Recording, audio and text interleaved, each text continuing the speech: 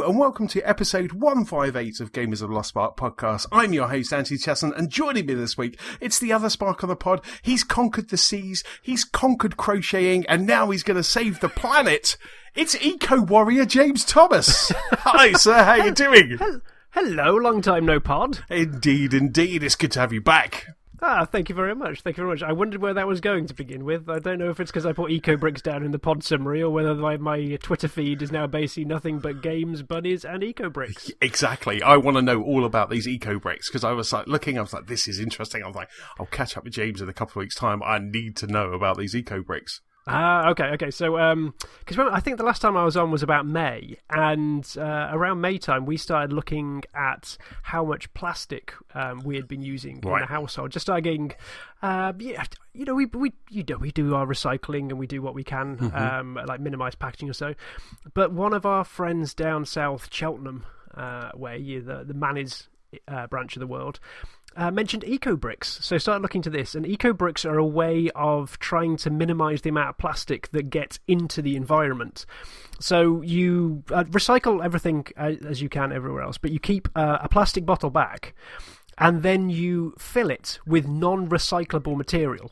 So things like the scrunchy plastic that you put round grapes, or maybe like the some of the thinner plastic bags that you can't recycle down Asda or so. Anything that you can't go like curbside recycling, you can jam into an Ecobrick. And the idea is you stuff it down, you make it as dense as possible. So you've got, a Coke or a Ribena bottle that's this firm plastic brick, and they can be used in just building projects. Wow. So I've seen ones where they're sent to Africa or so, and you can stack them together, and they form the structure within a mortar wall. So you still have to use like cob mortar or something to stick them all together, but they bulk it out. They're what's actually provide a lot of the stability and means it's not all just mud, mortar, cement or so. So yeah, we've just been getting into those because it was a way of just, at very, very least, compressing the amount of plastic that can go in a landfill and just densing it down. But I was looking for projects around our little way, Nuneaton and the Midlands, to see where we could actually send them to make something, actually turn them into something. And there was nothing around. People at schools were either had closed schemes or had finished collecting. So I've set something up at work. Oh, right. So I've now spread the word of Ecobricks around Rare, and from the uptake over the last couple of weekends, it looks like a fair few folks are signed up, saving all their crisp packets and the lights, shoving them into bricks, and I think as we record on the Tuesday, I think I'm going to open up the donations on the Wednesday so we can start actually just bringing them all together and seeing what we get. And the hope is, I can exclusively reveal, depends when you edit this, I really want to make like benches or a planter where it's like, just a big raised piece of soil where you can put veg patches or flowers in it. I really want to make a bench cum planter of the Rare logo. Oh. I want a huge one of those where like you could have meetings or eat your lunch around. So you're sitting on the edge of the golden hour, and the middle of it, I want to be filled with like golden plants or some things like, is it courgettes that have the yellow flowers? Yes, it is. Yeah. Yeah. So I want in my head us to make one of these out of the Ecobricks, the staff, the developers at Rare, and maybe even old alumni. Bring to Twycross. So that's currently my vision. I have no idea how many Ecobricks we'll need for that. So we're going to try and see just how many start trickling in, and then we can start next year actually planning a project suitable compared to the number that we are actually taking on board. That sounds awesome. That sounds like a great way to use them as well. I know, obviously, sending them off to schools and stuff, but if you don't have an outlet for it, then kind of using it in a fun way there, and also showing that kind of Rare are very much kind of like eco-friendly as well, which is fantastic. That's really cool. Great thing to do. Inspired by other people, that's for sure. But yeah, just frustrated there was no other projects around. And like looking at the Ecobrick websites, if people are interested, actually go to, I'm just going to pull it up because it's a weird spelling, I think. If you go to gobrick.com,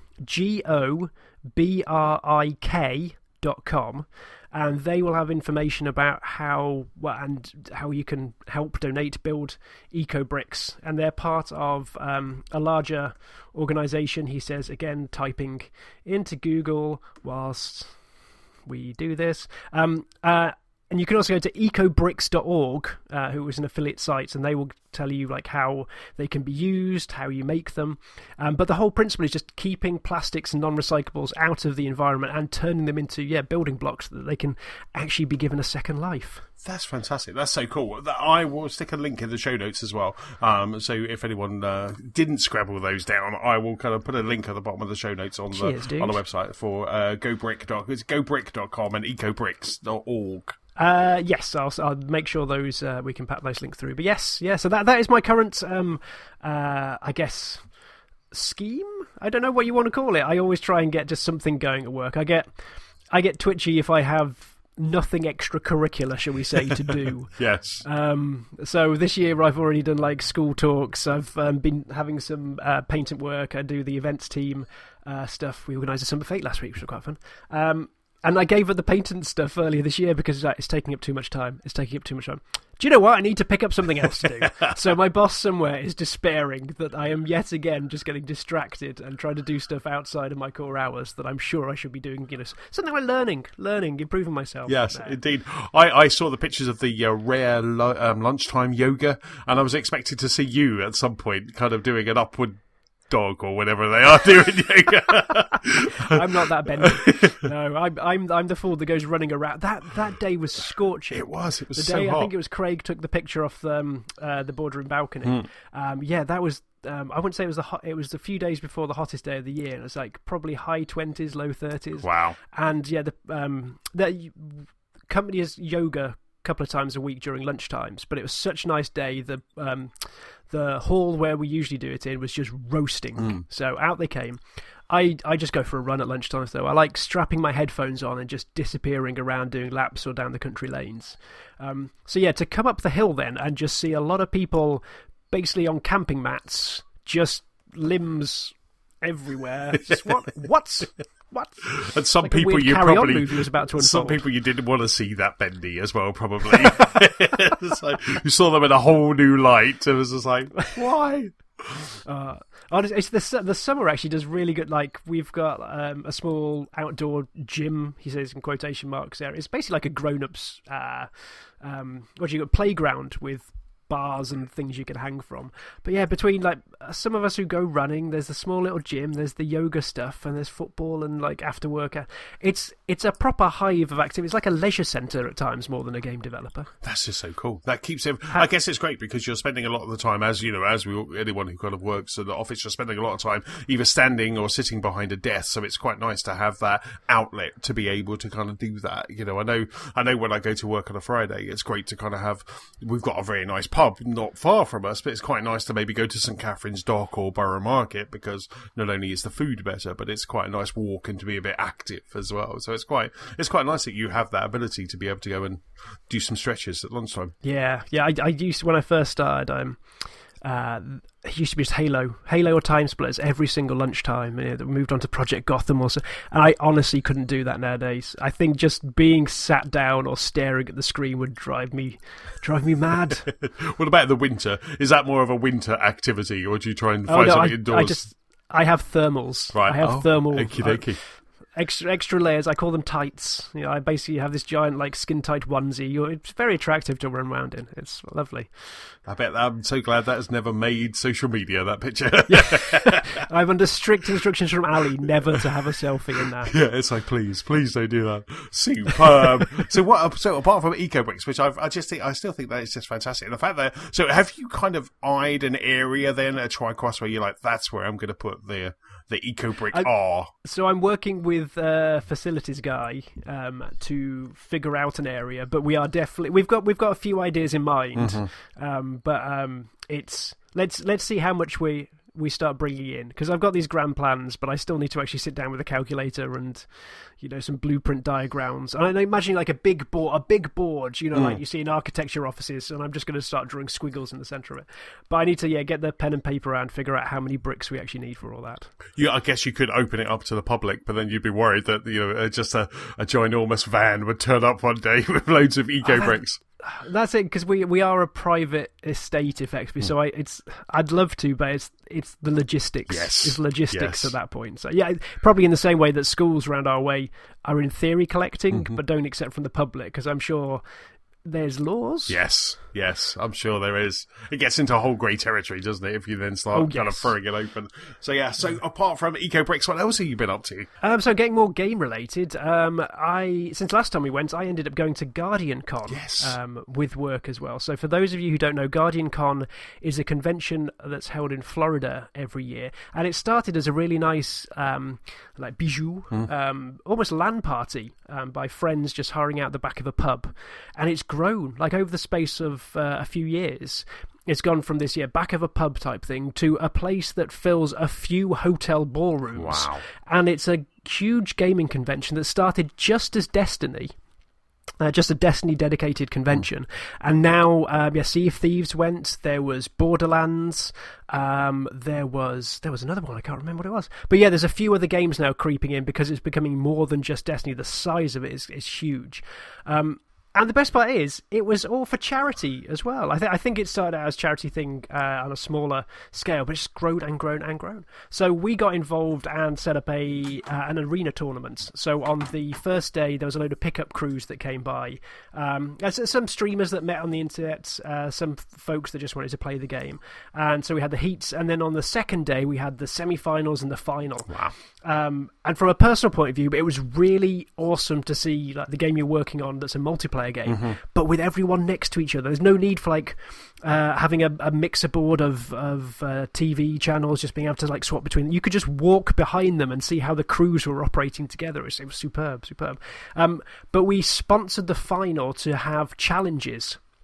So if someone went fishing, we'd give a few thousand. If someone killed a certain named streamer, they would get a few thousand. If they did this and that, it was just almost set up as a series of incentives to try and, can you win, but with us giving you charitable just distractions in your way. It was really nice, and it was from my side, because I've been to E3 and Gamescom and stuff like that, and they are huge, like multiple millions spent on booths and things like this. And by comparison, because this is just a friend gig that was put up, there was something really nice about just going back, PCs on a table with a tablecloth. Get to it. There was no fancy queuing system or anything like that. It was like back to basics, and I really enjoyed that. But over the course of the weekend and the streaming events prior, they raised over $4 million.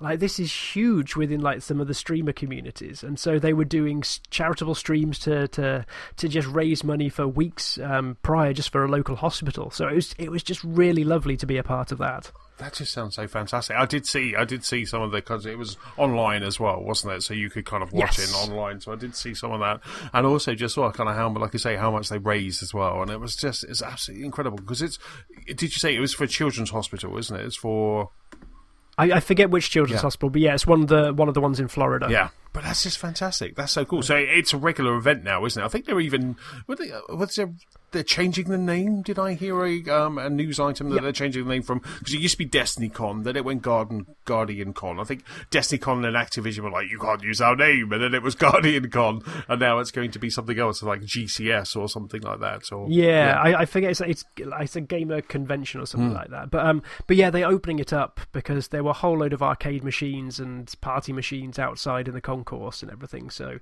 I think they want to try and broaden the audience, because when you say it's a Destiny convention, I guess it can put off as many people as it attracts. But weirdest thing there was the wrestler The Big Show, right?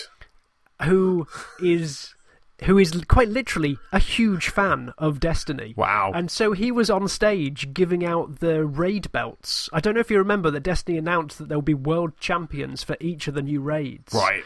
And they were literally getting wrestling belts from a former world champion. It was weird. It was weird. So you know of the show, the Big Show, the you know of that. So was it a kind of a moment, like a kind of, I know you. This is quite exciting. Was it quite kind of like surreal? They sort of played his music, and then the couple of us who from Rare enjoy the wrestling just looked at each other, then looked at the stage and just went, what? That's just so cool. That's just so cool. Did he wander around? Did he come over to see a thieves? Did you coax him over? No, yeah, I think he was genuinely there because he's a fan of Destiny, right? And so he was there to do his stuff with the Destiny, catch up with a few devs, and then I think get out of Dodge. But it was still very nice to see someone that I consider famous. To be at a convention like that because he really likes what's there. So I've heard a couple of kind of wrestlers on Giant Bomb or Kind of Funny, where they all say that kind of during that downtime they are kind of avid gamers and like to kind of like give back to that community. I think there's like Austin Creed, I think who you've met, haven't you? Did you met? Yeah, Xavier Woods. That's it. Up, down, down. Woods, yes. Yeah, it's. I think it's really weird that you basically just think it's like a university, just like college dorm behind the scenes. It's like, yep, everyone's just chilling out with the Xboxes and the PlayStations. Playing some games and drinking energy drinks. It's just like, sounds like Matt on a Saturday night. So was there anything else at GuardianCon that kind of caught your eye? Was there any kind of like arcade machines or like retro areas or anything like that kind of, had the Thomas like kind of coaxed over, or were you too busy? We were skeleton staff. So I was pretty much just at the booth most time. Had a bit of a wonder. There was some cool little gaming stands, a whole load of retro stuff outside. So sort of old like Killer Instinct machine. There was some old Nintendo arcade machines as well. But didn't really get a chance to play anything else. It was very much in, host something, and out. Right. So. Yeah, because you were you kind of flew on the Thursday, back on the Sunday or something like that, wasn't it? Crazy? I was in Florida for about 48 hours, which is the best part. I still love transatlantic travel just so I can watch as many movies as possible on the plane there and back. Yes. People tell me I should sleep so I'm ready to work when I get there, but there's movies to be watched. Absolutely. When I'm there, kind of 10 hours or 8 hours or whatever it is, and I'm just in a seat, I am ready to go. I've got movies, I've got games, I've got comic books. It's me time because there's nothing else that you can do. It's just like they're going to feed you throughout the flight, and you can just kind of just consume as many movies as you can in that time. And I absolutely love it. It's all part of the holiday or the business trip in your case. So, say business trip. My about 2 weeks before I went, my sister had got back from Florida. She had been to Disneyland, and I can't remember where she got it, but she brought me back a present, and it was a Luigi themed present. It was a Luigi's eye mask. So it was effectively as if someone had taken a picture of Luigi's face and just cut out the bit where his eyes would have been. So I can only imagine what the person next to me thought when I popped on this Luigi's eye mask, complete with fluffy moustache, and just tried to catch a bit of shutter on the way back. So the best. It worked though. No conversation. Perfect. It was brilliant. Brilliant. They were they still there when you kind of took the eye mask off? You kind of took it off and there's no one sitting next to you. Excuse me, miss, can I change these? I don't care where it is. It could be in the cargo hold. This guy's a nutter. So what movies did you watch? Did you watch any good ones while you were kind of transatlantic? I try to mix them up because I think when Ali and I try and watch movies at home, it usually tends to be slightly more light-hearted ones when we're just chilling on a Saturday night. So I always take the time on a plane to watch a few more of the meaningful ones. So I caught up with Stan and Ollie, right, from the start of the year, which I absolutely loved. That was my favourite one of the flights. Can You Ever Forgive Me, which was the one with Richard E. Grant that was Oscar nominated. Yeah, absolutely superb. 2 for 2 at the moment. They're amazing movies. Watched Colette. Which was the one starring Keira Knightley about being a French author. Okay, haven't seen that one, but that's it. Then probably more instant reaction to you. I saw Captain Marvel. Awesome. And then Bumblebee as well. So I interspersed the two superhero ones in amongst the more serious ones. But it's that watch something slightly more poignant, then watch something a bit more action-packed, and then I can go back to the other one. So exactly. Bumblebee's quite good at the start, isn't it? When they kind of have Cybertron, it's just like, that's the movie I've always wanted Michael Bay to make. You know, it was just they weren't so clumsy and convoluted and messy. You know, they were just kind of raw, clear lines. It had Soundwave. You know, it was just, everything was perfect about that opening of that movie. I just squealed. And I was like, Soundwave. There he is, and then you all do the impression. It's like Ravage, and it's just like, let's do this. But no, it was really good. That's really cool. So, apart from kind of transatlantic and saving the world, what else have you been up to, James? Oh my word! So the final preamble, I promise, but it is gaming related still. So one of my many post-curricular activities that I've been doing at work is actually some curricular activities. So I've been going into some schools around Coventry Way and talking about prototyping, how we as a games industry prototype things, and how prototypes should be fast and dirty and, you know, fail quickly, keep them cheap. Because I was helping out design courses understand how to just experiment and start developing products. Yeah. And as part of that, the lady I was working with, Gemma Potter, she hacks things that you find around the house and turns them into games. So the best one I've seen of recent times that she's put a couple of sensors on a sewing machine. And I don't know if you know a sewing machine, but on the right-hand side, if there's the big spinning wheel where you can control manually where the needle goes up. She put a sensor on that and a little like camera underneath it that would detect how often it span. So it would count how many RPMs things or yeah. She then replaced the needle with a felt tip pen, and then effectively had speed-running sewing competitions with the kids at the schools. So they'd be given like a simple pattern of, say, like a pocket on a trouser, and they'd have to see how accurately and efficiently they could draw that pattern with the sewing machine. And it was just incredible. God, and it was an example of... Yeah, she's done it with a knitting machine as well. That's turned it into almost a dance revolution.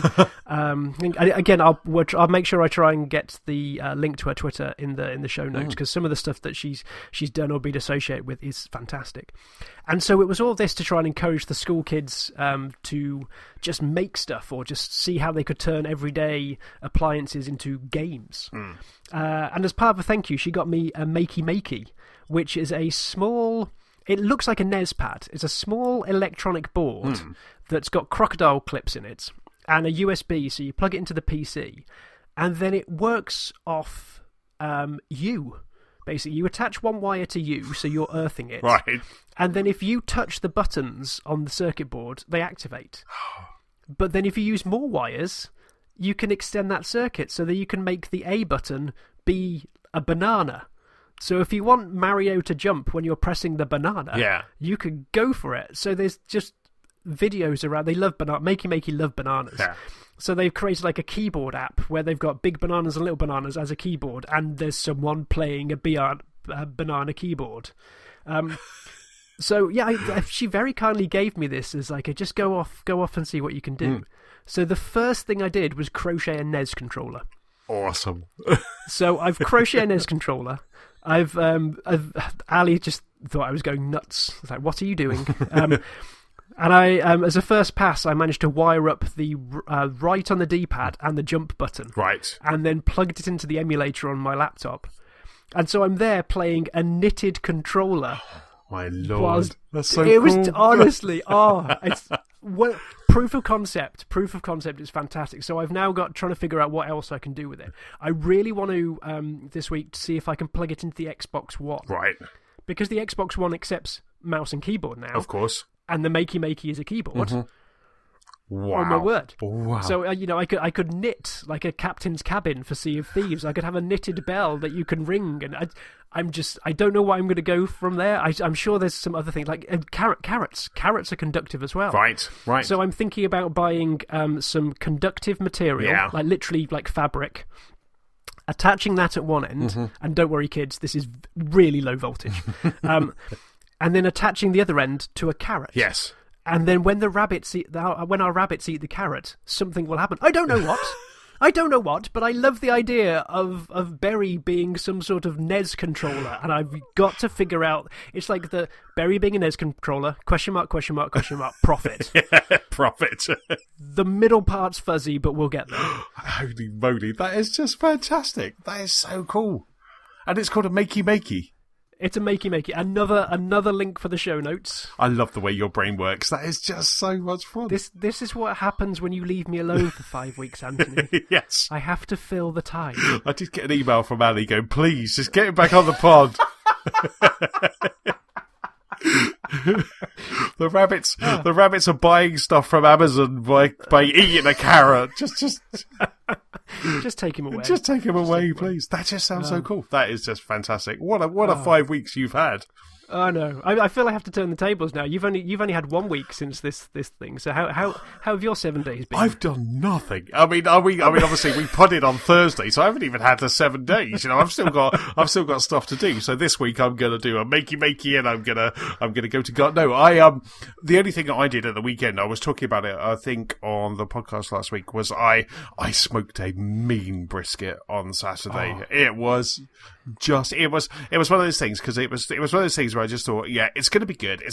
I'm going to be able to do it. But it just all lined up so well. You know, everything just worked so well. So I think I was talking on the pod that I got this really nice piece of brisket from the butcher's, which Nicola kind of like downsized, because I would have had like half a cow put onto the barbecue. But Nicola's like, no, just give him a little bit. So I got that. So Friday night, got home from work, and I trimmed this piece of brisket. So it just looked so nice. It was just all trimmed, less fat, a little bit for rendering later. And then I kind of rubbed it with like salt, pepper, garlic salt, and just rubbed it, left it in the fridge overnight.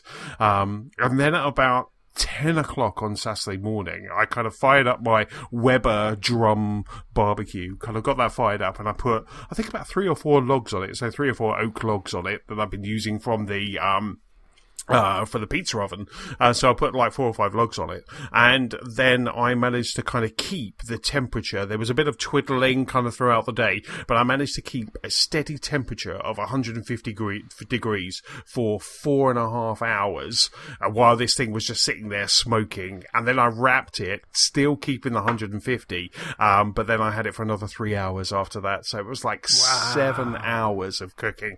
This thing was it was smoky. My wooden chopping board now just smells like it's been in a fire. You know, it was smoky, it was crusty, it was delicious. It was just, honestly, I've just never enjoyed myself so much. Like the entire day, just smoking this brisket was just like so much fun. I was pottering around in the garden, building some stuff for the garden, but it was just so much fun just sitting there, just the entire time, keeping an eye on the thermometer, keeping an eye on the internal temperature of the brisket and stuff like that. I'm now going to invest in a Bluetooth thermometer now so I could keep, because what I had to do was like, when it got to 170 degrees inside, that's when you wrap it. When it got to 190 degrees inside, when it was wrapped, that's when you could it was done. You know, anything after that, you're going to start drying it out, and it was just, it was just so good. It was so good. That's some good cooking science there. It really was. I just loved it. I was just there, and because what you can do is you can get these little Bluetooth, like Weber do some, where you just kind of put it into the meat, and then you can just check your phone and get an alert on your phone to say, right, okay, the temperature's got to where you want it to go to. So I'm just like, it was so much fun, and it was so delicious.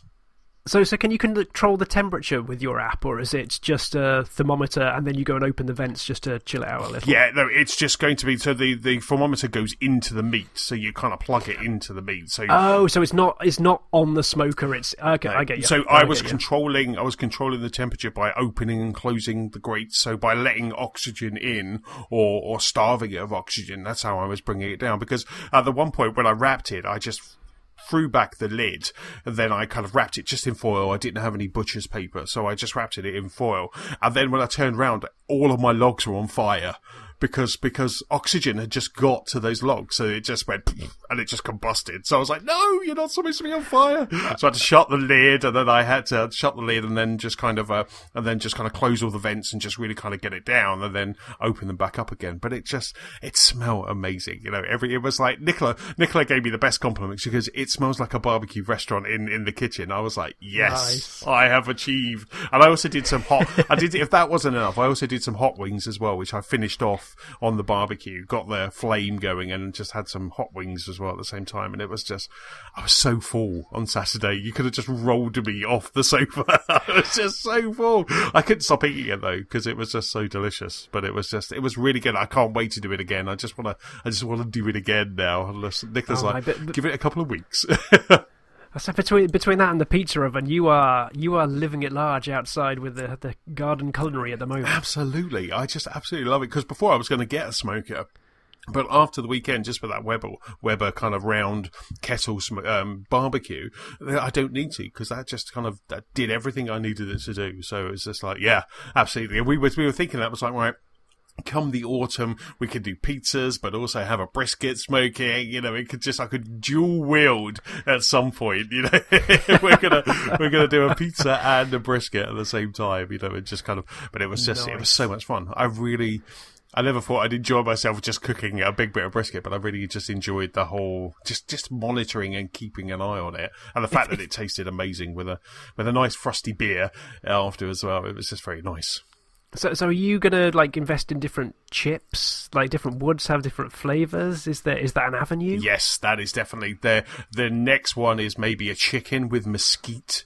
That's the next kind of, so I've already started looking at the different pairings of wood chips, because before I've done light smoking with steak before, but I've had Weber wood chips that you just smoke. So you just soak them in water, and then just as you're about to kind of cook that steak, you just throw them onto the coals, and then they kind of do what they need to do. But this was full blown kind of smoking. The entire outside of the brisket was just it had a crust. They called it a crust, and then that you'd penetrated with the heat and with the smoke, because you have this nice little red line around the edge, and I had all of those. And it was really funny, because as I was cutting it, I was like, all I want is it for it to be A, juicy, and B, to have that little red line. And when I cut into it, it did. I was just like, I've never been so happy in my life. It was just so much fun. But yeah, it was just so nice. That's cool. It was just so yummy. But anyway, I'm hungry now. Let's jump into what we've been playing. James, what have you been playing this week? So I have to say I've been playing this week, and for many weeks prior. Slay the Spire. Yes. Slay the Spire might already be my game of the year. I can't remember when I started playing. It's a good few weeks back. Right. And I was instantly drawn to it because the tutorial was near zero. And there's something I really love about a game that is intuitive and throws you in with very simple concepts and allows you to learn by doing. And not learn by dying. I always, as much as I get slack from someone saying Sonic, I think you go fast and you learn by dying. Yes. Games like Slay the Spire just give you a very simple tool set and let you build on it. So for those of you who don't know, Slay the Spire is a card game, and it's a roguelike, whatever like thing, where you go through different floors of a spire, and on each floor you could face a monster, you could face a treasure chest, you could face a mini boss, all the way up, 3 big bosses on the way up, and it's all done through turn-based card battling. You have cards that you play against the monster, and the monster tries to attack you or buff you or debuff you. And it starts you out really nice and simple with just 5 attack cards and 5 defend cards. And as you beat other monsters, you get to draft another card into your deck. So the more monsters you defeat, the more variety of cards that you can get. And it doesn't overwhelm you, because you're only given the choice of about 3 cards, depending on your buffs, at a time. So you get to just pick the best of 3 to fit your deck. And you can either be a straight-out warrior, which just lots of damage cards that give you there, burn this card and exhaust all your other cards for 20 points of damage each. Or then there's a poison dealer, which is very weak, but then can just put massive amounts of damage through poison onto the enemy if they can survive that long. And then there's this weird magic dealer that has just orbs floating around them, and you can imbue these orbs with ice or lightning or dark energy that can then scatter attacks at the monsters. And so there are 3 really different approaches, but it's just so elegant and simple and quick. you can play through an entire run if you're quick and speedy in about an hour and a bit's time. Right. But it's always different because the cards they give you are different, the enemies that you could appear are different, so you have to think on your feet. You might try and want to build a poison deck, but maybe the cards don't come out, so you have to try and take it in a different way. But it gives you the option of dancing between the different styles, just reacting as you go. And it's just Moorish. It's just deeply addictive because there's not a lot of investment in cutscenes or anything like that. You're just straight in, it's strategy, build the deck up, and then get out. Honestly, it's so simple. Just play it. Antony, play it. Yes. Oh, so you're playing that on the Switch at the moment? I'm playing that on the Switch at the moment, yes. Oh, it sounds so good. It's one of those Saturday morning games that I could quite happily lie in bed until the batteries die, and then I have to get up and do proper grown-up things. Just to recharge your Switch. That just sounds so good. That sounds such a great game. And you've stuck in the notes that it's also coming to Game Pass as well. Yes, yeah. I found this out last week. Yeah, it's part of... Game Pass this month is actually really good. So I think Game Pass has got, Slay the Spire is coming out on August the 14th, so that's next week. But there's also Space Hulk Tactics, which is coming out this week. Right. I think it's got Downwell on it, and Pandemic, which is one of my favourite board games, which is already out. So it's an absolute... I mean, we're not talking triple A's, maybe. No. But as cult games that I really enjoy, we are talking a superb month for Game Pass. Yes. So that's Slay the Spire. That just sounds really interesting. I've got a trip to Manchester this week. I'm getting towards the end of Marvel Ultimate Alliance 3, so I think maybe I'll download Slay the Spire and kind of have that kind of ready. Because I think it sounds like a great Switch game. Yes. Yeah, oh my word, yeah. Just the fact that you can pause in between battles with just tapping the power button and come back later.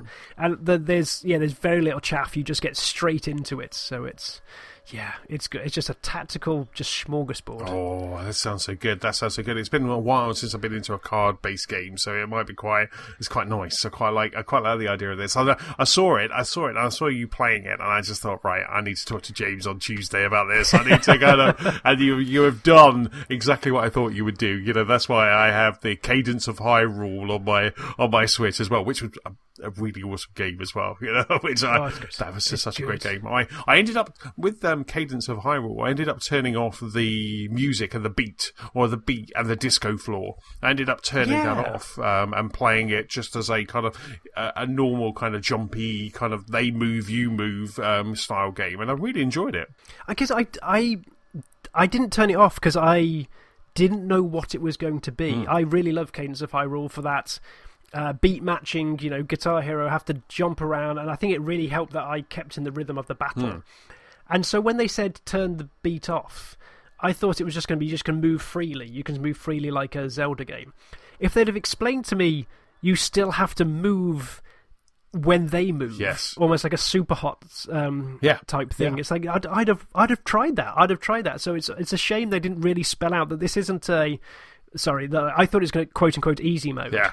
But no, it's just taking the stress off and turning more tactical. So I'm happy that it actually turned out like that. It went from a game where I was listening to on the train because the music was fantastic, especially when you kind of really got kind of like into battle, the music really ramped up as well. Yeah. But it turned into a game that I could listen to a podcast, like on the way home. I could listen to a podcast and just kind of play it, and it was so much fun. It was just so much fun.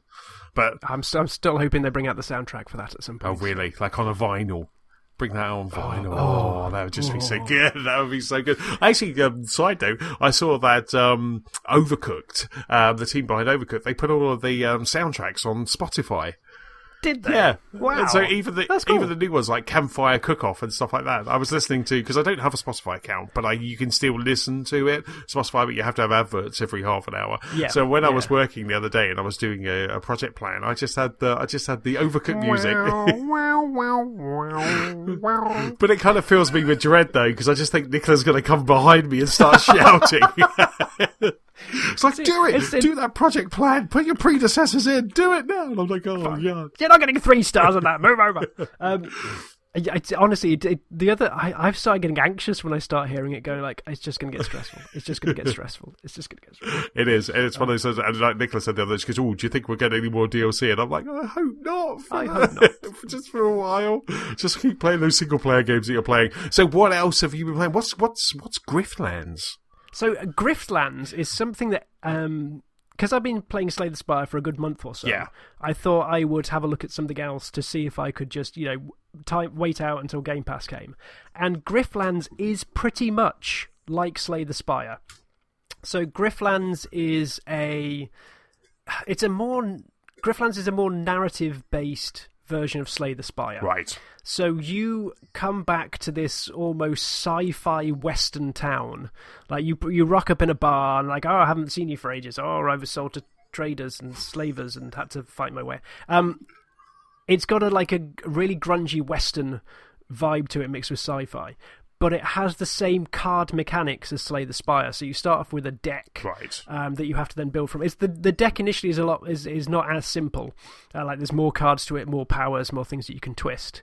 But the thing that separates out Griftlands from Slay the Spire, apart from the theming, is that Griftlands has two different decks. So it has one for combat, and it has one for conversation. Right. So in different situations, you might be able to either fight or talk your way into areas or out of situations. And it just gives you... It's a twist, so it gives you this equivalent of, do you want to be a fighter, do you want to be a mage, in the same game. And so you have to try and balance out your deck accordingly. Like, what balance of cards do you want? But equally, the people who are accompanying you can affect what happens. So I found a stray animal that I adopted, and it was a bit of a fugly creature, and so when I brought it into conversations, it actually gave me disadvantage. Right. But it gave me advantages in combat. So that pros and cons for it all. It's good. I mean, I am nowhere near about glowing it as Slay the Spire, but Griftlands is good. It's in early access now, and I got it off the Unreal store, and it shows a lot of potential, and it really has a fantastic style. There's really nice 2D animations to it, because every time you have conversations, like the two characters slide in from either side, there's a nice painted background behind it, they animate nicely. It's good. It's good. The thing that's... I think I've just been taken in too much by how beautifully elegant and streamlined Slay the Spire is, though. If I'd have played Griftlands first, I think I would have loved it. It's got a narrative hook. It tries to draw you into the world of how you're having to try and get revenge about the person that sold you off to slavers when you were a child. Some really good characters, really good animation, but it just, by comparison, feels slow and plodding. Right. So I guess it depends. If you're after a slightly more narrative adventure, slightly more depth, like random encounters, Griftlands is probably more for you than Slay the Spire. The thing I haven't got to yet, because I haven't completed a full run, is Griftlands, I think, is also a roguelite. So in theory, you die and have to start over. Right. And I don't know how I feel about that with a narrative game where I already feel that there is a bit... I can't get past the talking quick enough. Right. And so if I come back and have to do the same things again, it's like, yeah, it's a branching path, so I can try and take the other avenues. But I can imagine if I start at that beginning where I'm seeing the same bits over and over again, maybe randomizers, I don't know. Haven't died yet, haven't put that too much time into it. So, yeah, I tried Griftlands, it is good, but it is not Slay the Spire. Right. I just had a look at the art style while you were talking. When you said it's got a really cool art style, I was like, oh, I need to have a look at this. And it kind of really does. It kind of has is it like a Don Bluth kind of like cartoon, kind of animated, kind of, it's just, oh, that's nice. But that's PC only at the moment. Yes, I think it's in early access. I think it's slated to come to other things. Right. And you could see why. It's a card game with menus for conversations and choices, so it'd easily transport over to any of the systems. But Slay the Spire is still that sweet spot. Yeah, and honestly, I think another month I would have absolutely loved Griftlands, because I wanted to see what another drafting game was like. But yeah, it's just I'm happy with the in and out of the actual tactical strategy of Slay the Spire. Yes. Oh, I can't wait to play that. I now can't wait for my trip to Manchester. I really can't wait for my trip to Manchester. It's good fun. But I can't wait now. I'm just going to be on the train in the morning playing that. And it's just like... playing things. Oh, nice. Especially now there's a Cronut place in Euston Station as well. So I'll be Cronut and Slay the Spire. You don't even have to go out your way. It's just there. It's right by where, because like it's only platform 3 and it's right there. It's right there by platform 3. Oh, we usually get on. We're used to at the other end usually, like the teams. Oh, okay. Oh, so we'll have to go venture down 3-way before we go next time. I can't remember what it's called now. I can't remember, but it's a Cronut place. But you just go in there, they have all different Cronuts. So Cronut and Slay the Spire, that's 2 hours gone easy. That's superb. And then you've been playing a mobile game. Yeah, so Dr. Mario World is Nintendo's latest app, done in conjunction with someone else. And originally I downloaded it just to be annoyed. Because like, Dr. Mario is it's one of Ali's favourite games from like back in the day. Right. And I've always got a soft spot for it. We've played Dr. Mario versus Tetris a lot. And so I just wanted to see what this Dr. Mario was. And it's not Dr. Mario, but it's set in the Dr. Mario world, so I guess they just about get away with it. And for reasons that you are playing on your phone, the pills fall upwards rather than slide downwards, which is fair enough. And initially you're saying, yeah, this isn't Dr. Mario. This is the thing where I can see how they can soak money out of you. And it was all a bit ambivalent for the first like dozen levels or so. But then I think when I started to put my preconceptions aside, it actually turned into quite a nice puzzler.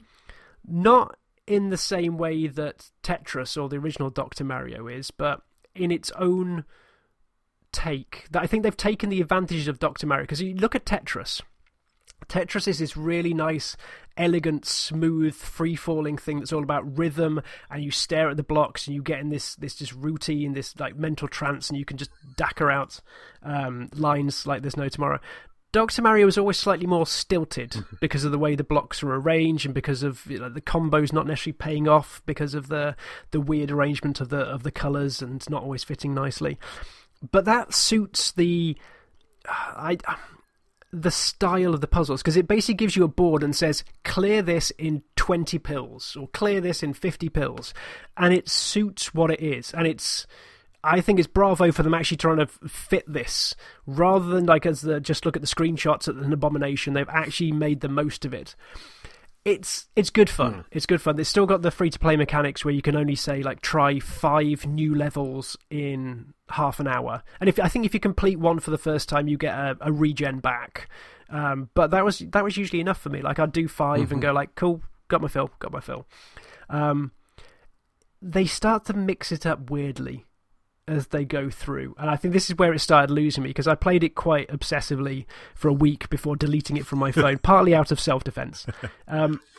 They do things like freezing the germs, sorry. Yes. So you have to get 3...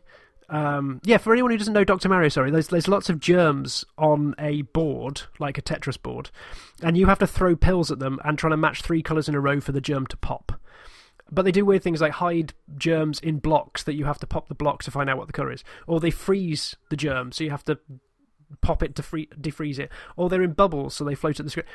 They start throwing enough weird buffs on the germs that it just felt like they were running out of ideas, like smart ideas, and just rather than creating more interesting grids, they were just throwing more curveballs at you to see how many times you could try and buy buffs so you could like spend your diamonds to get through this level because it's harder because all the germs are floating up to the top of the screen.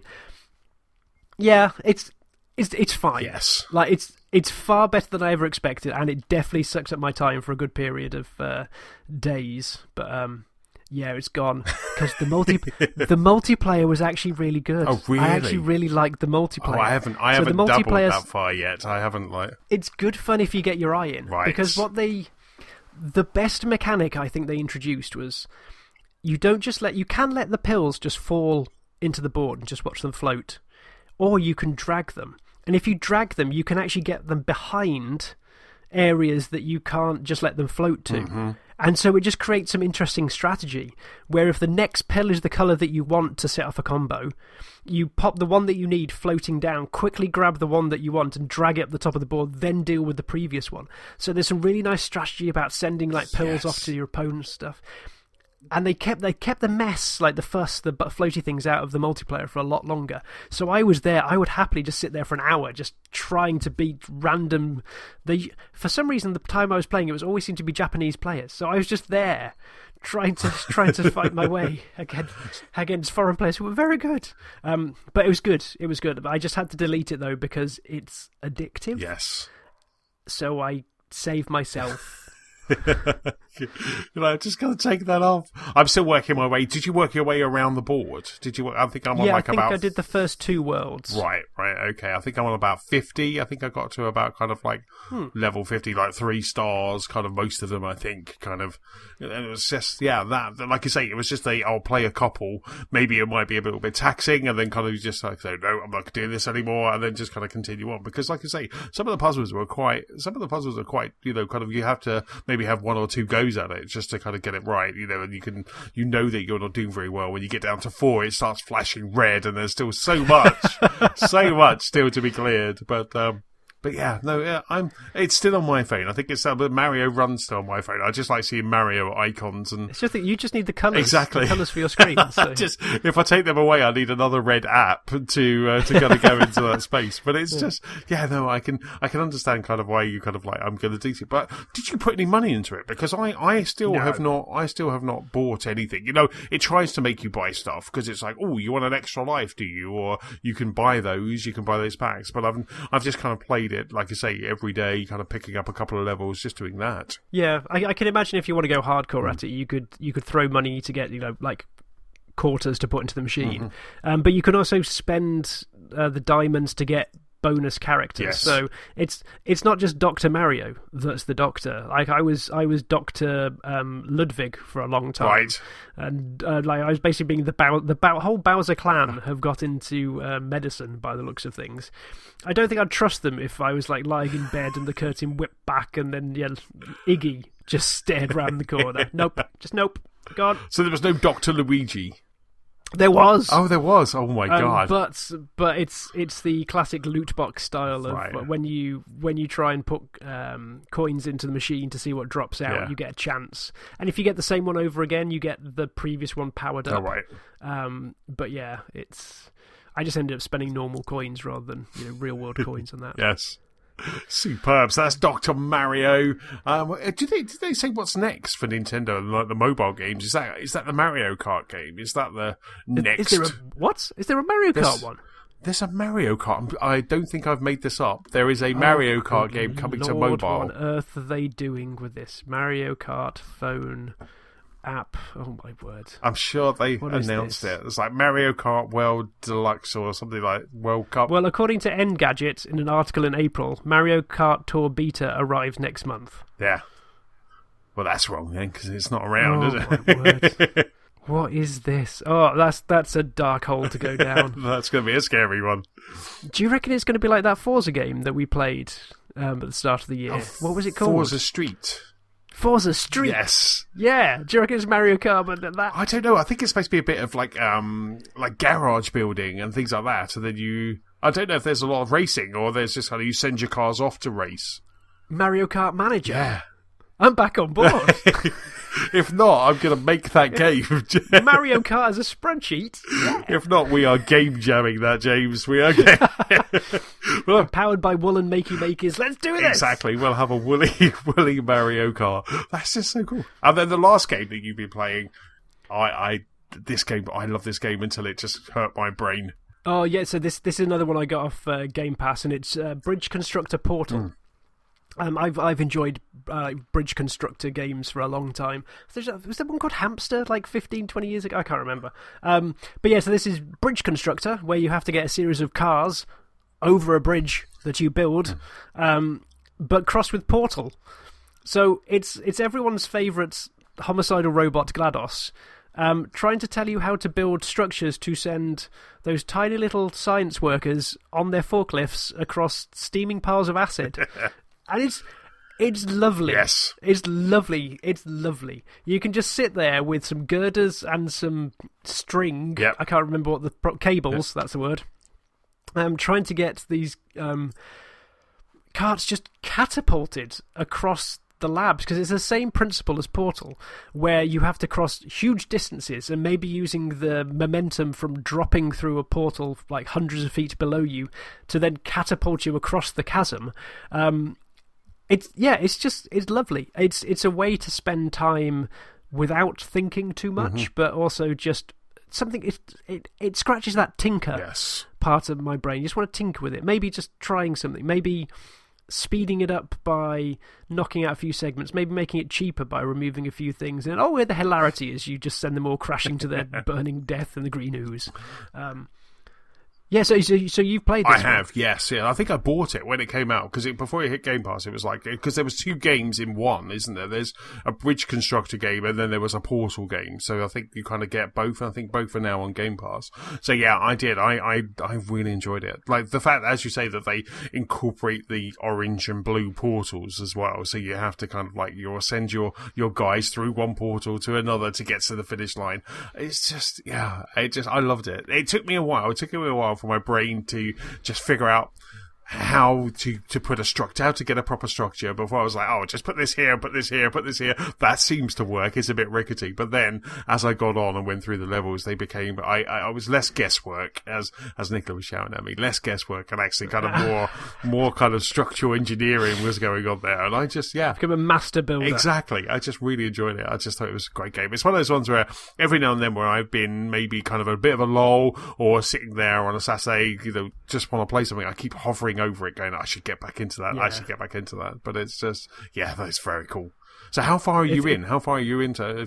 I'm probably only about 15, 20 levels in or so. Right. Just Saturday morning, I just start. I basically want to try and use Game Pass more, because I'm paying for it. Yes. So I should probably, and especially as I'm not into any like new big games at the moment. So it's just try and use what I'm actually paying for. So which is why I'm very excited for Slay the Spire to come to it anyway. But I don't know if I've missed it, but what I really want, and what's driven me in these games before, because I'm sure Manny and I played something similar years ago, I want a leaderboard to say how much you spent on your construction. Right. Because every time you add a girder, a road, a cable, it adds a cost. And the joy of those games, I find, is trying to do it on an utter shoestring. Like, just watching the bridge collapse as the 5th forklift travels over, going like, yes, I gave it just enough and no more. Yes. I mean, you could happily just like cover the entire thing with scaffold.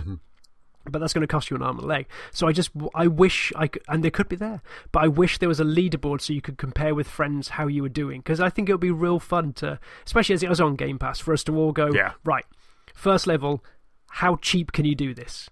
What is the most health and safety rules you can flout to get this thing done? That just sounds like much fun. I'm surprised you don't have that. I mean, it's not via, I guess, no, probably wouldn't be what I was going to say. It's not via achievements. When you track achievements on Xbox, there's nothing on a leaderboard there or anything like that. It's like, I don't think on a per level thing. No. I'm sure there's like cheapest that you've done all the levels or something like that, but not individually. Oh, that's a shame if they haven't done that. That's a shame if they haven't put kind of leaderboard. They should. Every game should have leaderboards. Don't they know that more people will pay if you start putting a bit of competition into it? We're such a competitive bunch. That's all you need to do is say, there's a leaderboard, and we're all downloading it. Back we go. And then we just start swearing at everyone. It's like, damn you, James. Trials all over again. Indeed. I mean, you talk about Game Pass and kind of being kind of great value and kind of jumping back in to that's exactly what I did with one of the games that I've been playing. I've been playing Riverbond. So, I was going to ask you about this. Riverbond is, I absolutely just think it's adorable. Riverbond is an action adventure hack and slash dungeon crawler, I think they call it. That's what I've got in my notes.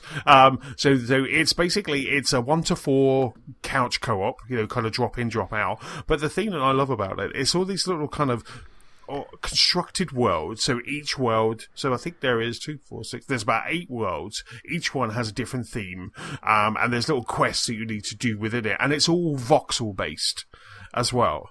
So as you start destroying the environment or taking out the bads or whatever, they just burst into kind of like little voxels, and it just looks so lovely, and it just looks so great, even on the big TV and on a little TV. It's gorgeous. So what I'm watching the trailer now, and someone is playing as a donut. Yes, you can. Okay, you can play. cool. Yep, you can.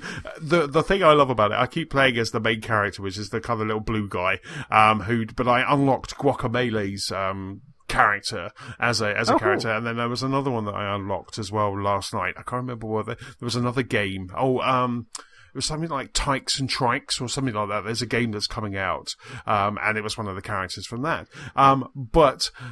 So I'm playing that character, but you get some really good melee weapons. There was Ham on a Stick was one of them. There was a lollipop, and it's just bonkers. So you can have up to 4 items that you can equip. And as you go through the level, you can then go up to a chest, open the chest, and there may be a melee weapon or a power up or something like that.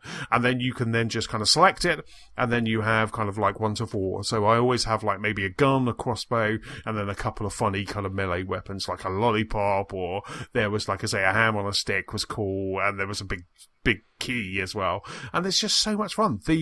In the second level, the boss at the end took a while to but I got myself into this really cool rhythm. So you had this big, almost like a big tractor that was just following you around this world, and it was just one room that you were in at the end, but they kept spawning all these different kind of characters. So you take them out, and then I just kept running around the room, picking up the bombs and throwing the bombs at this, and it had a meaty power-up bar, a meaty kind of energy bar, life bar, and I just managed to take it out. But it took me a good kind of like 10 to 15 minutes to just kind of take this one down. But like I say, I'm playing it solo at the moment, but I kind of have a feeling couch co-op, kind of like 1 to 4, or even just a couple, it would be absolutely fun. But it's just, I'm still, every level I go into, I just love the levels, and I just love the way they look. It's bright, it's colourful, it breaks into voxels. It kind of reminds me of that Resogun, like Resogun that was on PlayStation 4. Kind of reminds me a bit like that, but it's just more kind of cartoony and fun. And I just absolutely love it. Nuts. Yeah. It looks just like you just have to touch something and it explodes into almost like a Lego adventure style brick explosion of it all. But yeah, it's so nice to have that much colour on screen. Yes, it really is. And there are a couple of times you'll get kind of some big explosions, and then the screen really does. I mean, even right at the start, you have to kind of one of the quests you have to do in like World 1 is you have to collect 7 eggs. So every time you kind of collect an egg, a big old chicken will come. So you have to kind of take those chickens out. But then there's also, by doing that, there's also kind of little hidden things that you need to find for like power-ups, and at the end of the level you get graded by how much money you've got, so how many kind of characters you've killed. So it really does just kind of, and as you go through the levels, I've now played all of them. I haven't completed all of them, but I've now played all of them. And as you kind of play through the levels, it really does start to ramp up as well. But it's just good fun. It doesn't save your progress, because each world is very standalone. So you just play one world and then you can go, right, I'm done now. Or you can just go on to the next one. So it's very cool. And it's Riverbond. And I was just like, nice.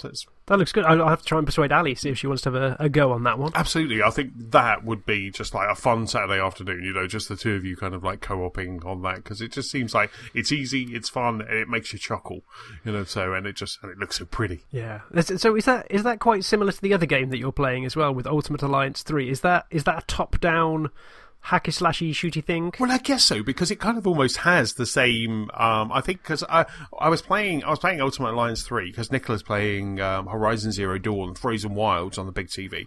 So I was playing Ultimate Alliance 3, and my battery ran out on the Switch. So I was like, docked it, and Nicola's like, I'm not finishing gaming. I'm in a big mission. So I was like, okay, fire up the Xbox, and I was like, what can I play? And I had Riverbond, so that's why I kind of jumped into it. But you're right, it does really kind of.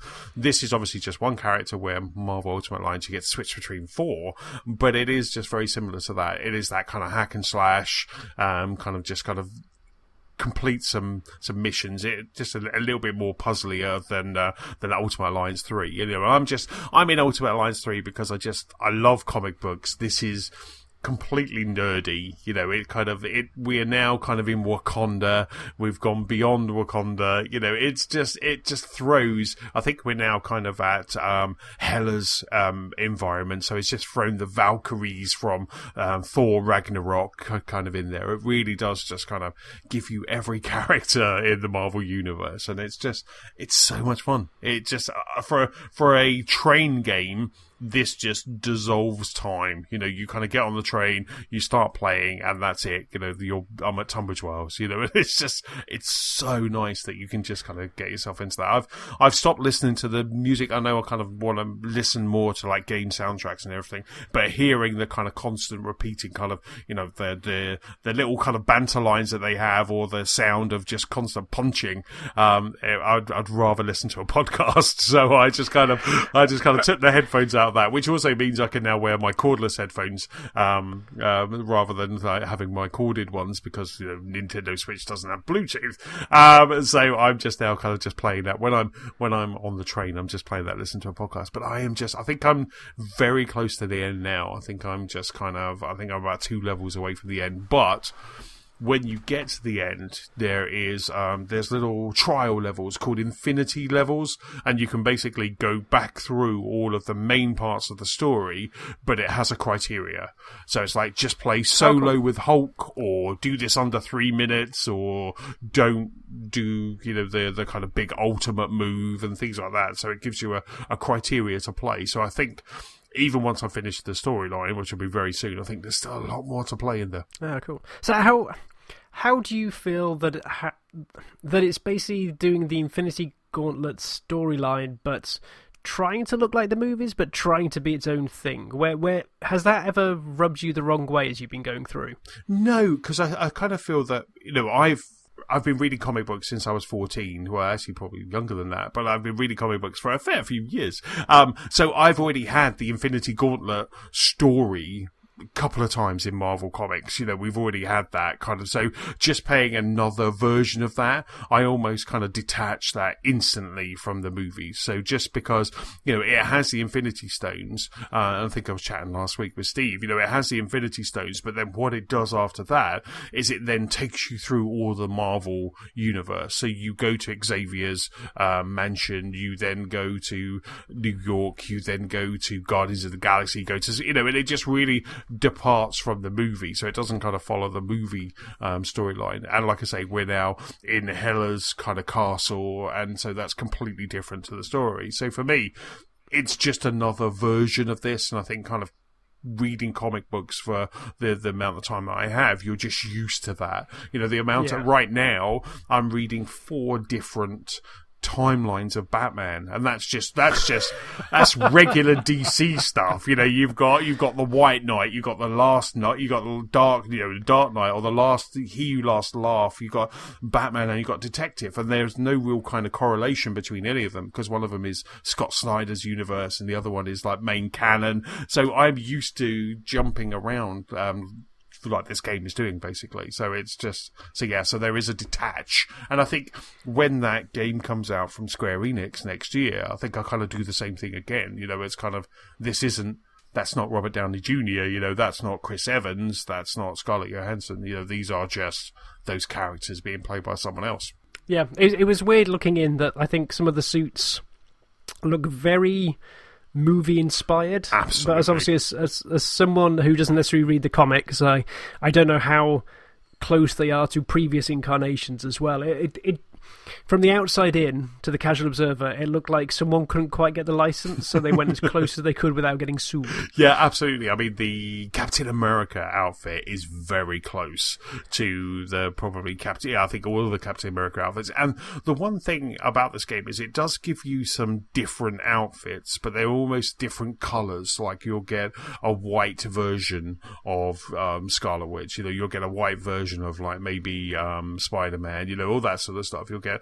And so, but they don't really kind of give you... Previous games have gone real kind of deep and give you, this is the Spider-Man outfit from, you know, Spider-Man 57, you know, that sort of stuff, which is exactly what Spider-Man, the game from PS4 did. It gave you all those different kind of permutations. So they're not doing too much of that. They're giving you some variations, but that's if you do that Infinity stuff. But there isn't. Yeah. But you're absolutely right. You know, you can tell that when they were making this game, their their mood board for this was definitely the movies. It was definitely, there were pictures of Chris Evans in that studio when they were making this. There were team outings to go and see Endor. Yes. Absolutely. It's like, we're going to go and see Endgame again because we want to be able to see this. So it's definitely like that. But there's a slight kind of, like you say, it's just a little bit away, so Disney doesn't sue them. Legally distinctive. Yes, I think is the phrase. Yes, which I think is the same with the Square Enix as well. They kind of we like the groundedness that we get from the MCU, that it's not too comic booky, but at the same time, we kind of want our own. So they are very close but very far away at the same time. Yeah. Yeah, but it's a great game. But it's a really good kind of button masher. I did get a look on the train on Friday morning. I was playing the game and I was mashing the buttons, and I did get a woman kind of like, she dropped the metro to just kind of give me that look. And I was at a boss level, so I just kept bashing the buttons because I wasn't going to stop. But she gave me that look, which really made me conscious for a while. So, and I was just like, because it's very quiet on the Tunbridge Wells trains. No one says anything. It's very quiet. It's like a library. Everyone pretends everyone else doesn't exist. Exactly. Yeah, it's just like you're interrupting my space. So yeah, I did get that look on Friday, so which made me go, oops. So it was just probably 6 o'clock in the morning, so it was very early. So probably that hearing a button mash every now and then probably was annoying. But I didn't apologise. I just didn't. I pretended she wasn't there. So yes. So that's Marvel Ultimate Alliance. I don't think I've been playing anything else. I think that's it really. But I'm definitely going to jump into Slay the Spire. I think when I do it. I'm going to do that. Do that Thursday morning. I will send you a picture. Right. Let's jump into the news, but don't forget, before we start the news, you can rate, review and subscribe to this very podcast for free on iTunes, Spotify and YouTube. And that was podcast, the words I just said there. So let's start the news section. And in this week, Halo TV show has its cast, Gears 5 gets a gorgeous new console, and Pokemon comes to London. But James, the first piece of news, sir, is with you. Yeah, I thought I'd pull this up because I think this has happened a few times over the last few months while we've been podding, but the game I mentioned earlier, Griftlands, that is only available on the Epic Store, as far as I'm aware. So this is the first time I've been to the Epic Store, the first time I've had to install the Epic Store, I guess, to get a game, and I did so because I wanted to play the game.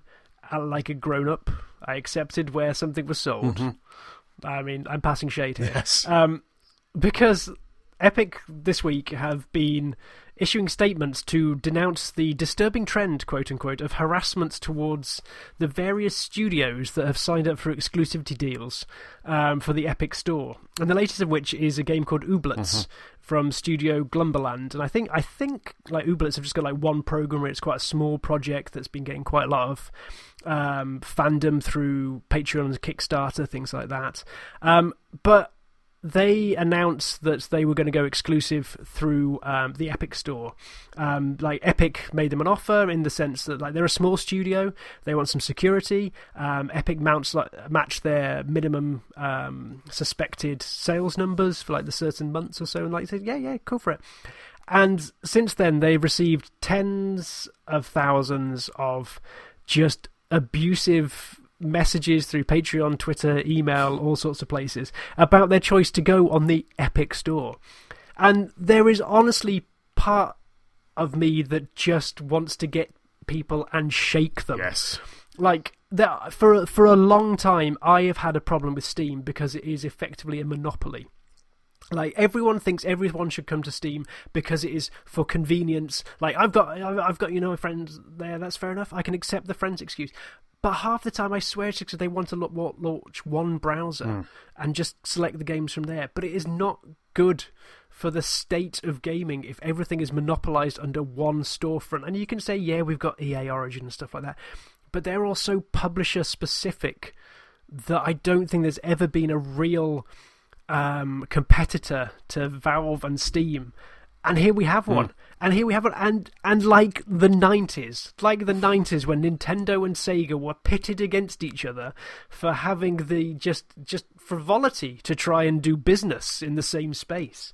Here we have a load of keyboard warriors going nuts because they have to sign up for a different downloadable.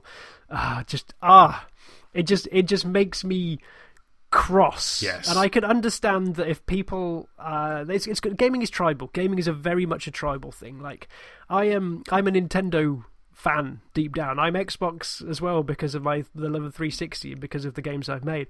Like, it doesn't mean I dislike Sony. It doesn't mean I dislike Epic because they're doing something else. There are different platforms. People have their favourites, but dear Lord, let live.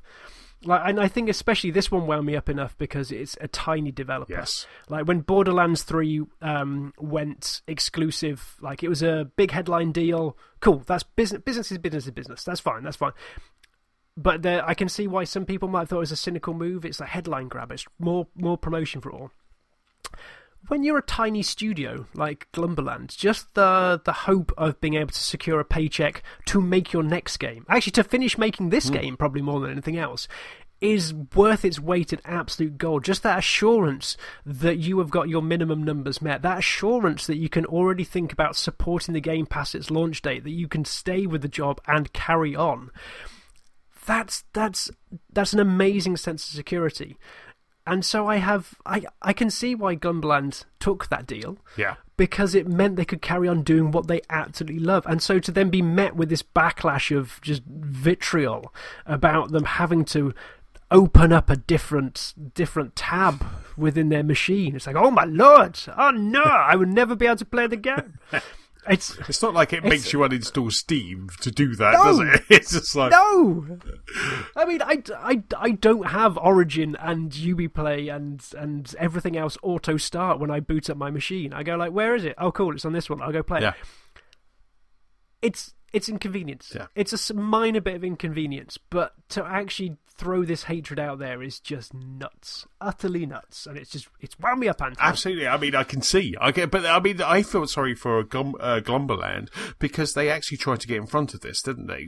They put out a press release to say we have gone Epic Store exclusive. You know, Epics are helping us kind of get across the finish line. So they actually put out a press release to say that, to try and kind of cut all of this off at the pass, and it ended up making it worse to the point where the lead developer from Glumberland, because you're right, I think there's only two of them, you know, he actually, after they were getting these tens of thousands of kind of hate mail and messages, he just kind of went away from the internet and just cried for days. You know, he's making a game and it affected him so much, all of the just toxicity that was coming his way, that he just basically just cried for days.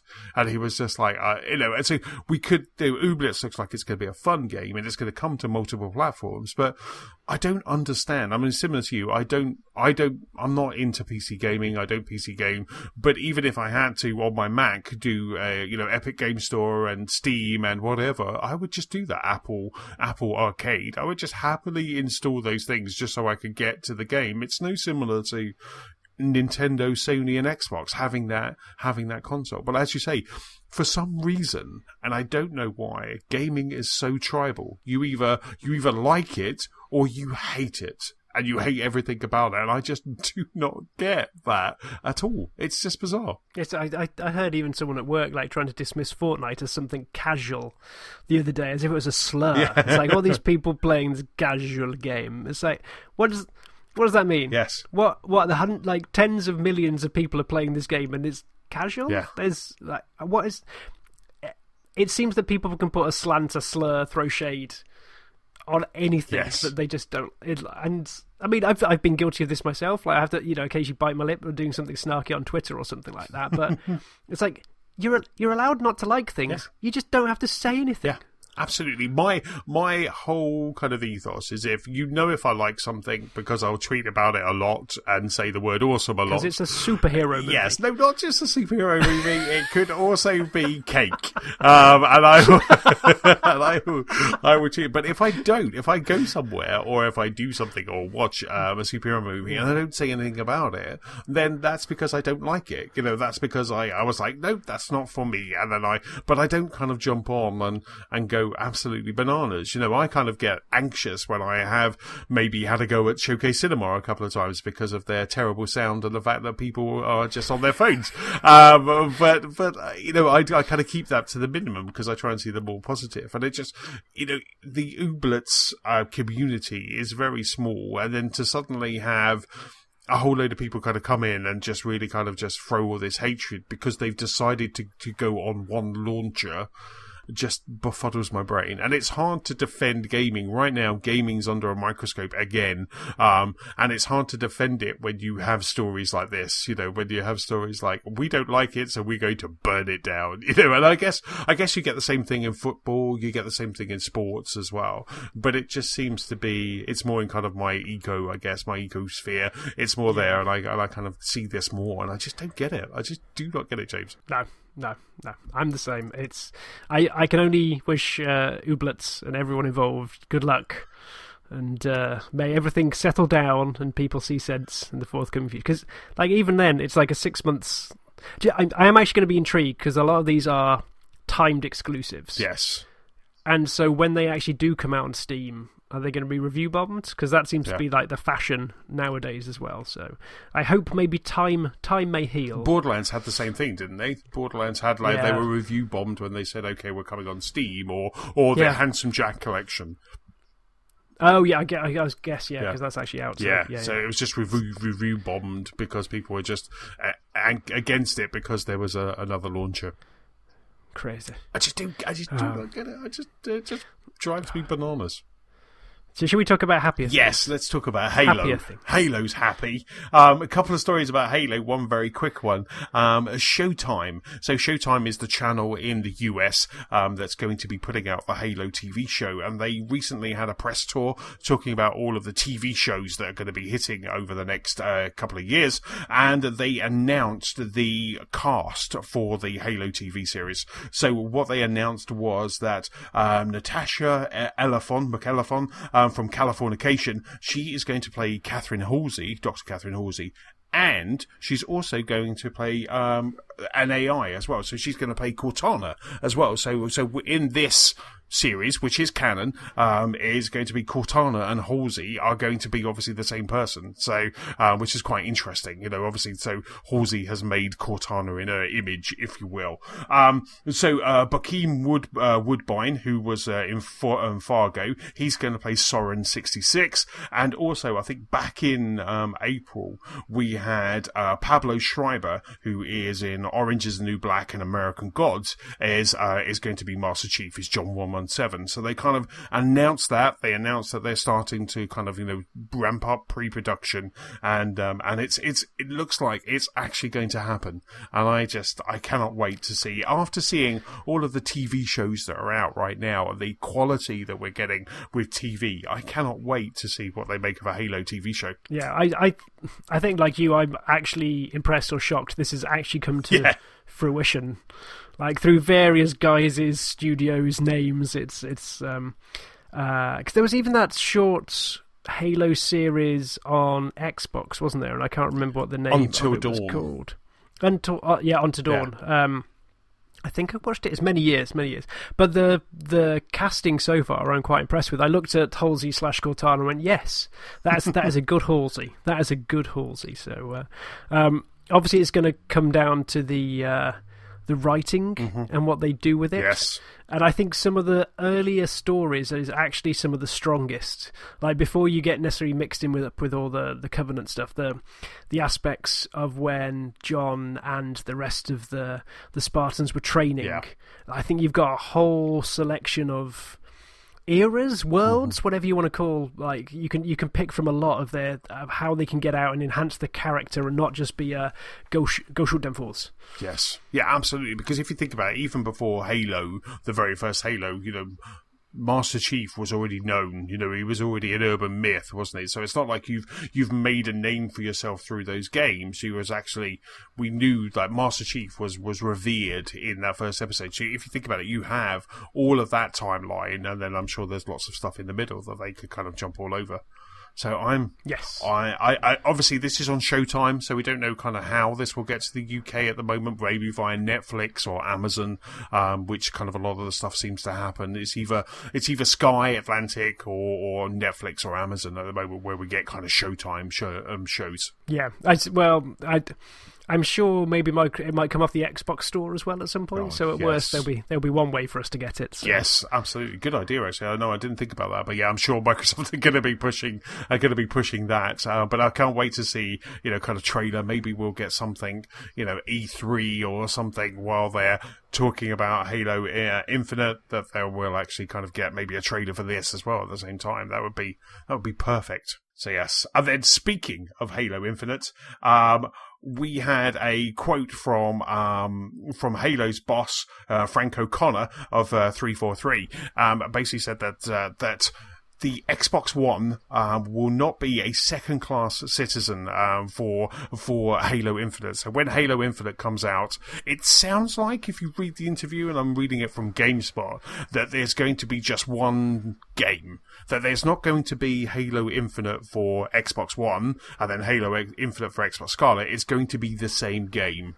But obviously it's going to be looking better, it's going to be running at 120 frames per second on Scarlet, and it's just going to be amazing on Scarlet. But the Xbox One version will also be up to snuff. You know, it will be a fantastic looking game as well. So this was kind of Frank O'Connor kind of getting out. I think it was an interview with YouTuber Blackmist523, and they were just talking about how the difference being. So this is really the first time we're starting to hear how the Xbox One to Scarlet kind of transition is going to happen. You know, I guess the questions that will be answered very soon, maybe at Gamescom, maybe further on, is, will you just have one disc, similar to what we've got with like Xbox One now? We can pop it into an Xbox One X, you maybe download some extra textures, and then you've got that improved game, and will that kind of then just move on to Scarlet? But knowing that if you are not jumping into Scarlet straight away, you can still play Halo Infinite when it comes out next year. I think it's quite exciting. I think it's quite cool that you'll be able to play it no matter what console you own. Yeah. I'm not surprised in some ways of this, because you look at how long they've had since Halo last one. Mm-hmm. That I'm not surprised that there must have been a core of the whole development being done on the Xbox One dev kits. Like, yeah, you can probably spec up high PCs to have a look at, you know, estimating what the next generation will be. Mm-hmm. But to actually roll it out on scale, you're going to have that foundation built on your previous engine, or, you know, upgrading for it. So it's, I almost look back to how one of the teams at work used to make Cameo, because Cameo was scheduled for the OG Xbox, right, and then came out on Xbox 360, and so much of the game was already done on the OG Xbox. Like towards the end, they just went, just keep throwing particle effects at it, just make it shiny as possible. But like the game stood up. Like you get that extra time to throw in the shiny and the sparkle and the extra polygons at that point in time. Yes. But the core game, I wouldn't be surprised is going to be solid on the Xbox One. I mean, this is the way I think that they've already kind of like Phil and the team have already said this is going to happen. But I don't think anyone has kind of really kind of gone out and said, right, there will just be that one SKU. You're not buying it twice. You're not downloading. So the idea that when the Scarlets come and I can buy a couple for the movie room, but then I can keep an Xbox One X for maybe the other TV in the house, you know, where I have an S at the moment, and I'll still be playing the same game, you know, from the same library. I just think that, but playing that game downstairs on the X, I'm going to get kind of a much better. I probably never want to go back. Once you go to Scarlet, you'll probably never want to kind of downgrade to another one. But it just means that you can continue playing, and I just think this is fantastic. I can't wait to get kind of more information on this. And obviously, they did say kind of during the interview that the PC version of Halo Infinite might end up being the best version, but that's obviously providing your PC is beefy. So, which again, I guess is a little bit worrying that even though Scarlet's like fresh out the gate, you're still going to get a better version if you're in the PC master race, which is just kind of a little bit kind of, you'd expect Scarlet to be the best version, but But yes, but it's I just can't wait. I can't wait for more information on Halo Infinite. But just seeing this, that just to know that when you stick that in to your kind of Xbox One, that you're still going to be able to play it, and it might look a bit scrappy on the Xbox One and get better as you go to the S and the X and then Scarlet, but you're still going to be able to play that and appreciate that. It's still weird to think that it's not that far away in the grand scheme of things. No, you need to start saving. It's going to be like the penny jar. Yeah, exactly. Yes, indeed. I mean, because as I was saying, we'll need two. Because I'm sure there'll be Halo Infinite day one. Nicola and I will want to kind of go through that, co-op that storyline. Do you know, it's actually for the last generation, I actually did have a penny jar. Anything less than a quid, I used to put in a jar. Like if I had loose change at the end of a weekend, I'd put it in a pot and save it all up. And over the whole course of a generation, managed to get a few £100. That's so cool for the Xbox and PlayStation. But now, because I'm contactless, and because of the pinball arcade down the road, I have barely my saving fund for this console generation is just completely at tatters. Well, I tell you what I'm doing. I bank with Halifax, and they have a thing now where they introduced, I think about 2 months ago, which is really cool because what it does is every contactless payment, it rounds it up to the nearest pound and puts that money into a savings account. That's genius. I know. And do you know what? I came up with this idea ages ago, and people at work, they would have listened to me ramble on the Friday going, this is what we should do. And so this is Halifax has done it. It's called I don't know, Copper Jar or whatever it's called. And it's basically so you have to opt in, and then, so I've got a Halifax saving account. So I basically just have that saving account, and it's nothing. All it does is for this overspill. So whenever any contactless payment, it just rounds it up to the nearest pound and just pops it into my savings account. I'm now googling to see if HSBC does the same. Yeah, it's so easy to tuck things away. I think the last time I looked, I had something like £67. All those Starbucks. All those Starbucks are paying dividends. Well, no, you see, the Starbucks doesn't work because I top up my Starbucks card with £10, so that doesn't work. You see. But it's just so cool. So it's just you don't even think about it, and it keeps your bank account nice and even as well. Which is always good fun. For those OCD out there, this is the perfect answer. It's just nice. It's just whenever you kind of chunk some money over to another account, I always make sure I get my account back to zero, to kind of a nice even number. It's quite nice. Oh, you're adorable. I know, Speaking of adorable, there is a new pop-up stop coming to London very soon, and it is the Pokemon Centre opening up in London. And I say adorable because have you seen their little mascot for it, Antony? Yes. We're both too excited. It's Pikachu in a little bowler hat, a tiny suit, and a tiny umbrella with a Psyduck at the end of the umbrella. It's just... Oh, you could just squinch little rosy red cheeks. If you can't buy that Psyduck umbrella in that pop-up shop, they're doing it wrong. So they announced today that London is getting a pop-up Pokemon Centre. So this is basically an exclusive store for Pokemon merchandise. You can get Pokemon merchandise most places, but there is supposedly exclusive stuff that is coming towards. I think it's going to be in Westfield, Shepherd's Bush. The shopping centre there between October the 18th and November the 15th. So you've got a few shopping weeks before Christmas to stock up on all your Jigglypuffs before you pack them away for Father Christmas. But yeah, honestly, it was the whole thing got in just because of Pikachu in a hat and the Psyduck umbrella. It's just adorable. So does that mean he's checking Amazon for fact check? Is that the same time that Pokemon comes out on the Switch? Oh, if you're already googling this away, I will leave a rambling pause. So we need to find Pokemon Sword and Shield, November 15th. Ah, so it actually closes on the day the game releases. Huh? Curious. Okay, that's marketing. Yeah, okay, so I guess that if you can't wait for that, you can go down and get yourself paraphernalia to tide yourself over. Nice. I definitely think it's worth. There's 2 places now that I want to go. I want to go to the new Microsoft store that's opened in Oxford Circus, which looks incredible, which looks absolutely fantastic. And now this as well, obviously, when it opens in October. Oh, the gaming mecca. And all you need to do is to go to Sega Trocadero to complete the hat trick at that point. Oh, is that still there? There was a really good Twitter thread a couple of weeks ago about how it's changed and moved on, but I can't remember what it turned into. Yes. But yeah, I don't think there's a Sonic waiting at the top of the Trocadero escalator anymore. I used to love that place. I used to go there after work on a Friday. You play once and then everything was free. No. Yeah, it was just so good. Virtual Fighter, Virtual Soccer, Virtual Cop. There was a lot of virtual games. Virtual Racer. It was just, it was Scud Racer. Oh, I love Scud Racer so much. It was just it was so much fun in there. But yeah, that was a short, sharp blast for your Pokemon yes. Purchasing needs. But something else that you can buy right now is the Gears 5 console. Are you tempted, Mr. Chesson? I love the look of this. So, Major Nelson today threw up on Twitter, and I think it kind of just before we went up to pod, I think it was everywhere. But Microsoft have announced we've got 1 month. We've got 1 month from today when Gears Early Access will be available. So you can get Gears Early Access by buying the Ultimate Edition or being in Game Pass Ultimate.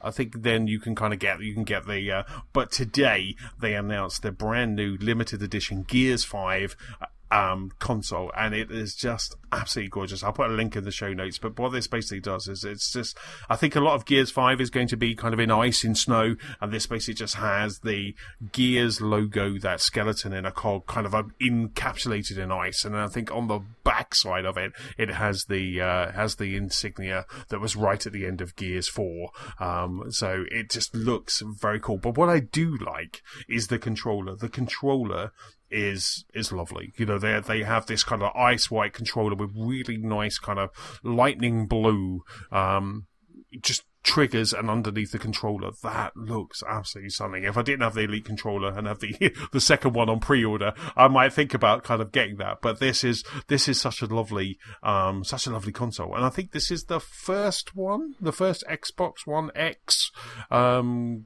console that we've had that's been a limited edition. I might be wrong there, but also they announced the console, they announced the controller, but also there is a keyboard and mouse from Razer, and coming later there will also be some headsets as well from Razer and an external hard drive as well from Seagate. So they have literally the full shebang of accessories if you're ready for Gears 5. That's nice, because I'm sure was there a limited Gears 4 or a Gears 3 one? And I can remember being quite dark. So to actually see this take a different tone and go, you know, the Arctic white, the ice, like the cracking on it all, it's nice to see them take a different direction for a series that's usually, you know, quite gruff and warlike. So yes. Gravel. So to actually see him take it in this direction, it's like, okay, I just imagine seeing something black with the skull poking through, maybe some red, but yeah. I like. I think the Xbox One for Gears 4, or it may have been called Gears of War 4, then I think that was all kind of like red and black and kind of very red, dark red with the skull on it. I think we have the controller as well, which is quite a nice kind of controller. But also for this one as well, they have the controller, which is the chargeable controller, has a lovely little dock as well in the same colours. So it just really looks quite nice. It's quite, like I say, if I didn't have an Xbox One X, I'd be jumping into this. It's available for pre-order now. If I didn't have one, I would jump into this, but so late, we're a year away from Project Scarlet, I need to kind of save that money for that rather than just have this that would just kind of be put into a cupboard. Yeah, it's I'm glad to see they are still willing to do this, because I thought there was a distinct lack of. I mean, we had the odd one like the Spider-Man this generation, and very early on the Forza one, but I'm sure we used to have more. Like, do you remember the was it the R2-D2 360? Oh, that was so good. That was Oh, I wonder what the noise is when you turn on this one. Does it do the chainsaw or something like that? Well, I think the fourth one did, didn't it? The Gears of War 4, that did. I think it did a kind of, I think when you start up, it had a start-up noise. Yeah. I'm just reading through, blah, blah, blah. Major Nelson doesn't really give a lot of information. Come on, Major Nelson. Right, it doesn't give us what we need. What's the diggly-dongly noise? So, own the Xbox and you... It doesn't tell us about the noise. There is a link to the YouTube page, but I won't play that because that would just be really annoying. But I'm just going to go to Xbox Wire while we're vamping, just to see if that is there, just to see if there is a noise, because that's important stuff, James. That is important stuff. I know, I'm trying to search the page, but there is nothing. Laser edge cracked on an icy surface. It's got the locust symbol on the back. I mean, seeing some of the other laser etch stuff that they've done, like I've got the Sea of Thieves controller nearby, and just like the barnacles that are on that and the little charging stand. So it brings a surprising lot to what it looks like. But I can imagine Stu.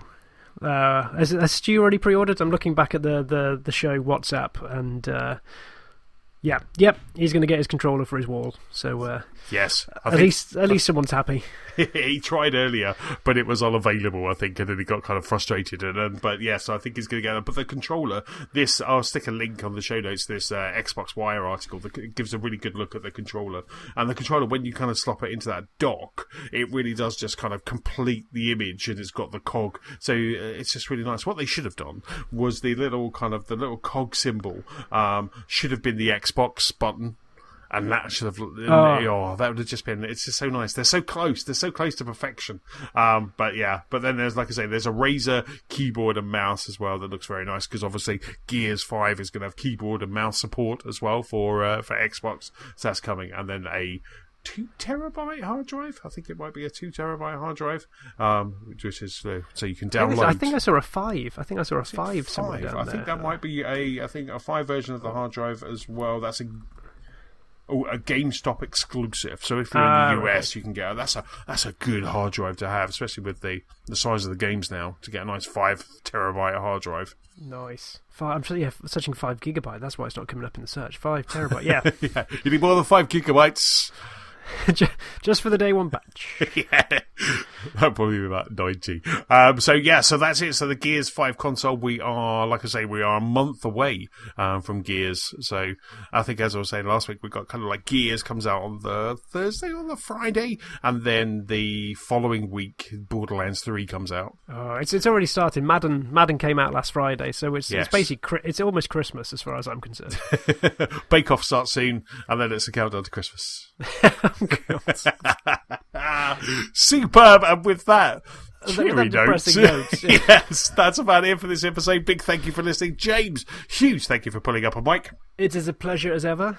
And don't forget, you can keep up with us at gamersoflostspark.com. You can also find us on Facebook, on Twitter, we're at LostSparkPod. You can find us on YouTube, and also the Gamers of Lost Spark PS4 community and Xbox One Club. James, where can people catch up with you?